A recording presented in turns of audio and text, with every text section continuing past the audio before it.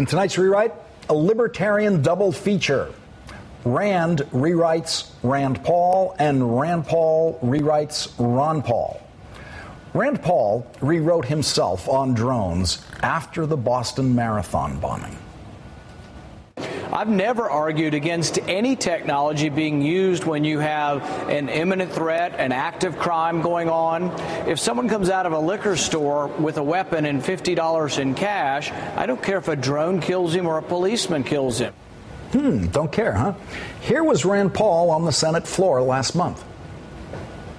No American should be killed by a drone on American soil without first being charged with a crime, without first being found to be guilty by a court. So Rand Paul didn't just rewrite himself on drones. He lied about what he had previously said about drones. He was attacked online by some libertarians who realized that he wasn't just lying about his previous statements, he was violating libertarian principles. I disagree with shooting first and asking questions later, wrote one broken-hearted libertarian. I am stunned by Rand's statement, wrote another.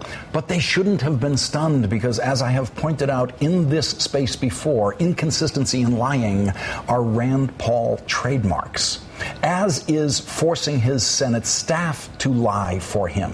His press secretary put out a statement retracting the senator's statement about killing liquor store robbery suspects with drones. The retraction said armed drones should not be used in normal crime situations. When asked if the senator was retracting his shoot to kill fleeing liquor store robbery suspects with drones nonsense, the press secretary was forced to lie. Quote, not retracting, end quote, is what she said.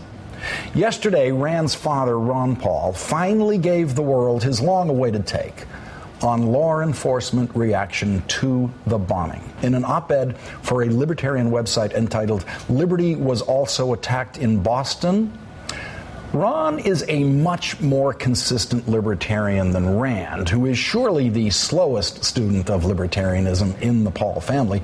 But Ron lies just as much as his son, and just as blatantly, and always has. The first word of Ron's op-ed piece is a lie. The first word, the first sentence is a lie. The first paragraph is a lie. Let's count the lies in Ron's first paragraph. Forced lockdown of a city. Now let's listen to the governor announcing the forced lockdown. We're asking people to shelter in place, in other words, to stay indoors with their doors locked and not to open the door for anyone other than a properly identified law enforcement officer. And that applies here in Watertown, where we are right now, also Cambridge, Waltham, Newton, Belmont, and at this point, all of Boston. All of Boston. Did you get that? Forced? He said, we're asking people to shelter in place. That's what the governor said. He did not order anyone to do anything. Now let's listen to the guy who stepped up to the microphone right after the governor, the Boston Police Commissioner.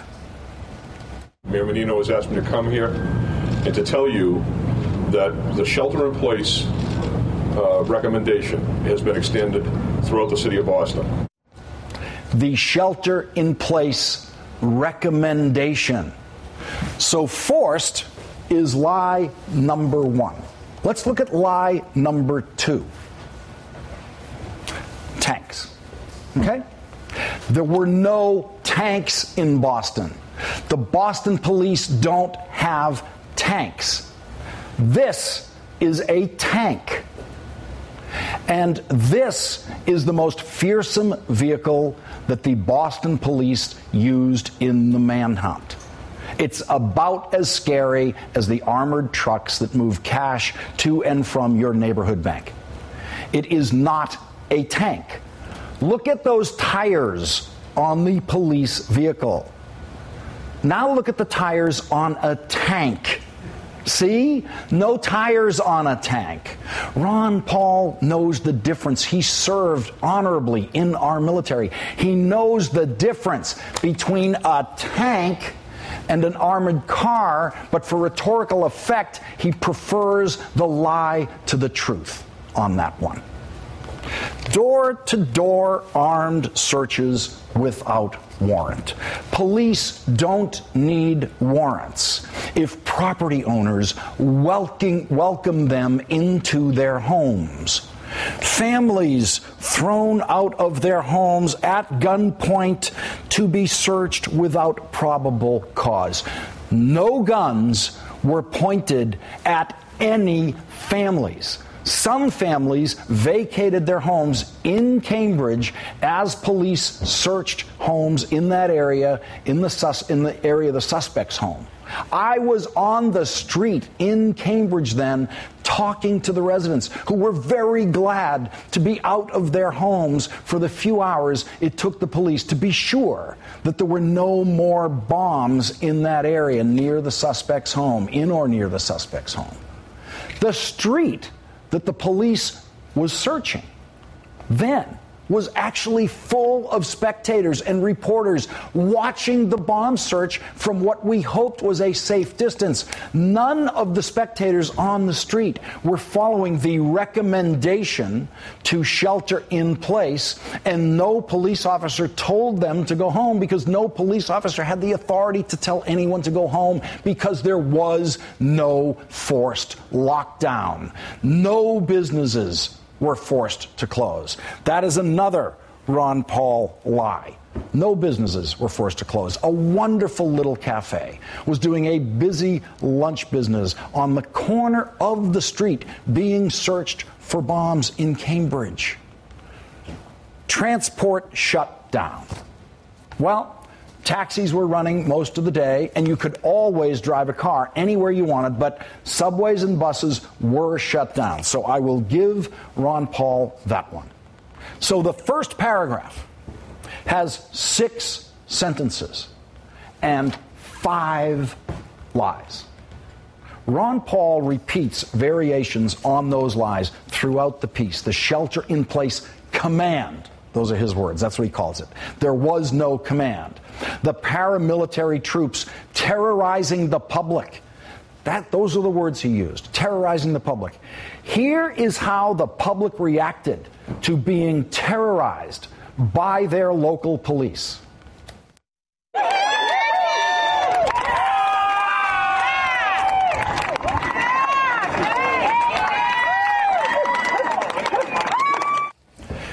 Paramilitary police riding in tanks and pointing automatic weapons at innocent citizens. That's what Ron Paul wrote. What a vile lie. There were no tanks and there were no police pointing their weapons at innocent citizens.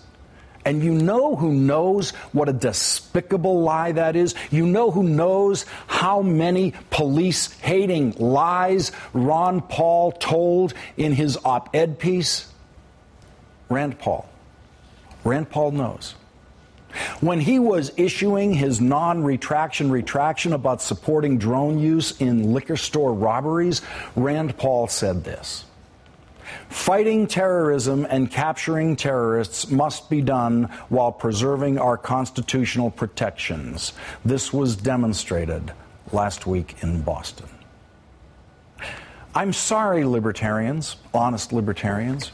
You deserve better spokesmen than Ron and Rand. But until you get better libertarian advocates, you're going to have to continue to endure paranoid, lying politicians in the Paul family.